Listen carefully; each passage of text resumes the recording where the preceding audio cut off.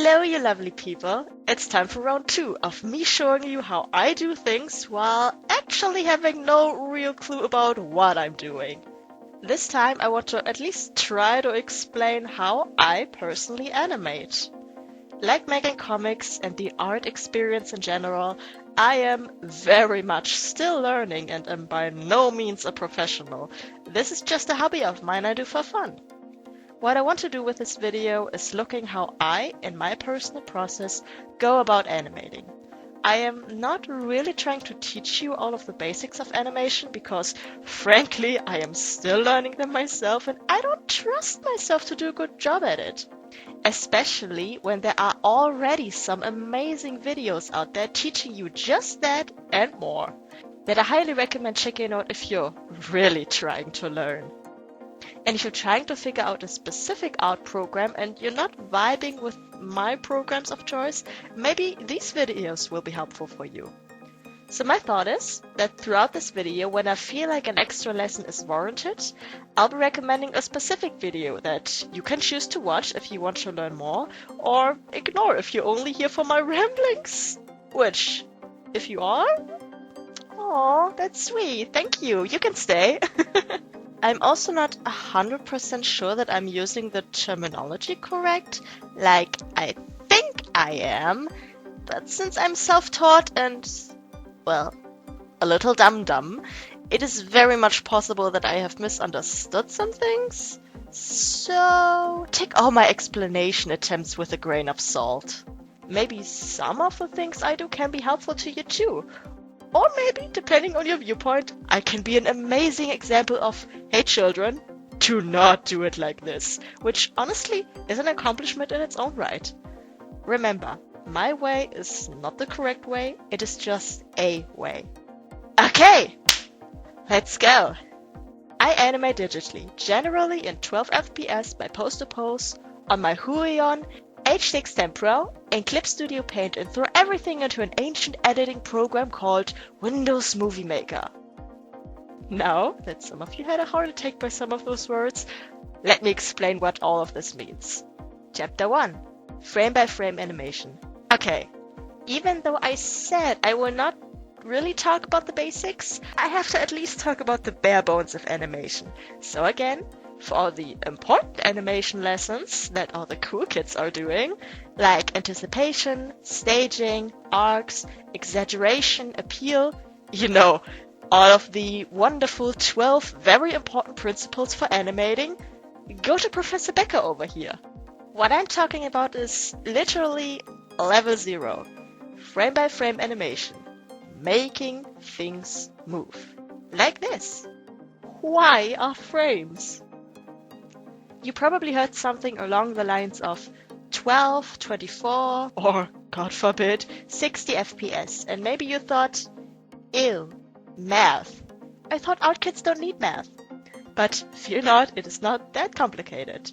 FPS stands for frames per second. The frame rates are here to tell you how many individual frames or pictures are in a second.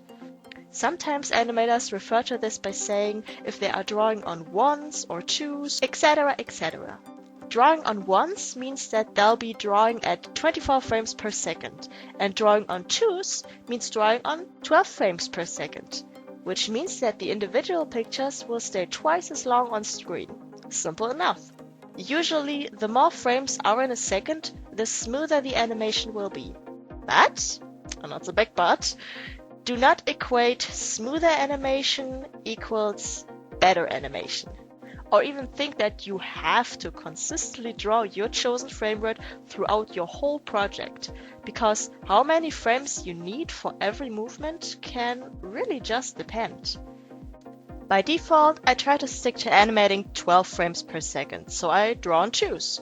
But if the movement calls for it, or I just think, yeah, that looks good, I'll go down to drawing on threes. And sometimes even up to drawing on ones. That means, in order to make a scene look good, at least to me, I can go from animating on drawing on twos, down to 3, and back up to twos again.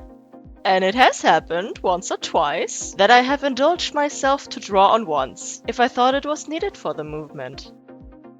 I mean, if the focus of the scene is not on the arm, do I really need to give a lot of time and attention to the smoothest arm animation you've ever seen?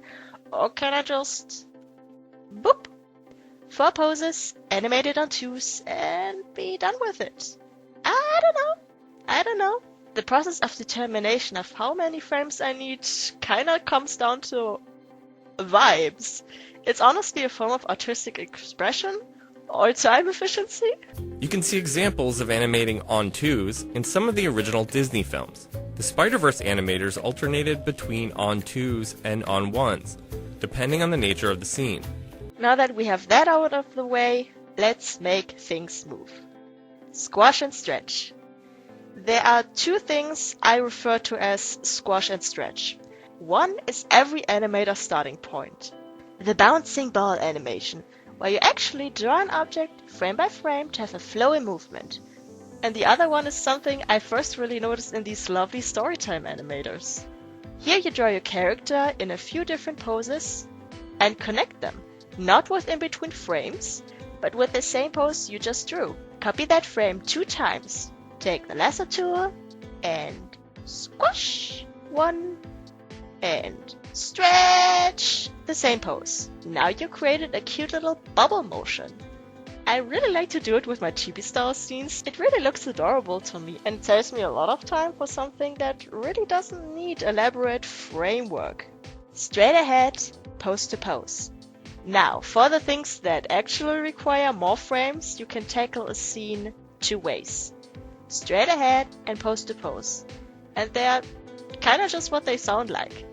Let's take the little animation from earlier. In the straight ahead method, you start with the first drawing. Go to the second, the third, and so on until your last drawing.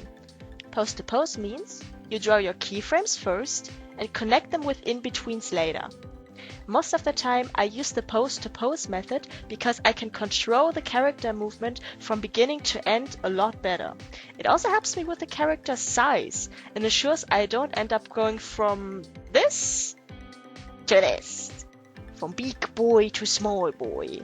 But that's not to say that I don't use the straight ahead method, because it can be very, very useful for animating some things that don't work all too well with pose to pose, at least for me. Straight ahead would be used for more random movements, like hair, tears, and natural elements like a leaf blowing in the wind or fire. Chapter 2. Lipsinking. Alright, let's go to one of the more frustrating part in the process to me. Guys, when I'm in the middle of this, I try to keep myself from going full anime. A lot of times I just try to make my animations speak like puppets. But I think I found a middle ground for me. Even though the alphabet has 24 letters, you do not need an individual mouth movement for every single one. Don't worry. Look in the mirror and try out all the possible shapes your mouth can make while talking. We have, for example, the vowels R, A, E, O, U. Now you can either have 5 different mouth shapes with the little nuances of each one, or you can do like me and trim it down to 2 mouth shapes, because these 2 groups make such a similar shape anyway, so I am certainly not gonna bother with making more. The same goes for some of the other sounds. For example, S, T, and N can share the same shape, just like M and P share the same. Now if you wanna be extra fancy, you can make some in-betweens to make your lip syncing extra smooth. Now the only thing left is going through your editing program and slowly, piece by piece, go through your dialogue. Look funny while you sit in your room and sound out the words yourself, getting impatient and try to think ahead, getting the timing totally off, fixing all of it till you slowly go insane and regret ever starting to lip sync in the first place and really considering going anime. Reject detailed lip syncing. Return to anime. Chapter 3. Taking references. Just like with every aspect of art, taking references is vital for a successful project. No ifs or buts about it. Just like an illustration, you need to look at the thing you want to draw, break it down to its core, get an understanding of where things are, and replicate it. The same goes for animation. And how do you get the specific movement, you ask? Well, you make yourself look like a fool. Take your phone, prop it up, and film yourself. Now you can slow the video down, figure out the key poses, use it as a reference, and draw.